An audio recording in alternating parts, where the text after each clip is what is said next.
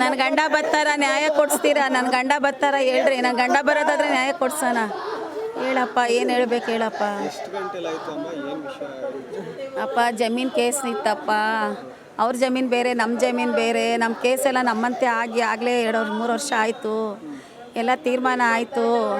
ನಾವು ಚೆನ್ನಾಗಿದ್ದು ಅವಾಗವಾಗ ಅವ್ರು ಬರ್ತಾಯಿದ್ರು. ನಮ್ಮದಿದ್ದು ಜಮೀನು ಅಂತ ನಮ್ಮ ಹತ್ರ ಡಾಕ್ಯುಮೆಂಟ್ಸ್ ಎಲ್ಲ ಇತ್ತು. ಎಲ್ಲ ತಗೋಗಿ ತೋರಿಸ್ತಾ ಇದ್ದು. ನಮ್ಮ ಯಜಮಾನ್ರು ಯಾರ ಹತ್ರ ಜಗಳ ಆಡ್ತಾ ಇರಲಿಲ್ಲ. ಕಾನೂನು ಪ್ರಕಾರ ಹೋರಾಟ ಮಾಡೋಣ, ಯಾರು ಜಗಳ ಆಡಬೇಡ್ರಿ ಅಂತ ಸ್ಟೇಷನ್ಗೆ ತೊಗೊಂಡೋಗಿ ಅವಾಗ ಅವ್ರು ಬಂದಾಗೆಲ್ಲ ಹೋಗಿ ತೋರಿಸ್ತಾ ಇದ್ರಪ್ಪ. ಸ್ಟೇಷನಲ್ಲಿ ವಾರ್ನಿಂಗ್ ಕೊಟ್ಟು ಕಳಿಸ್ತಾ ಇದ್ರು.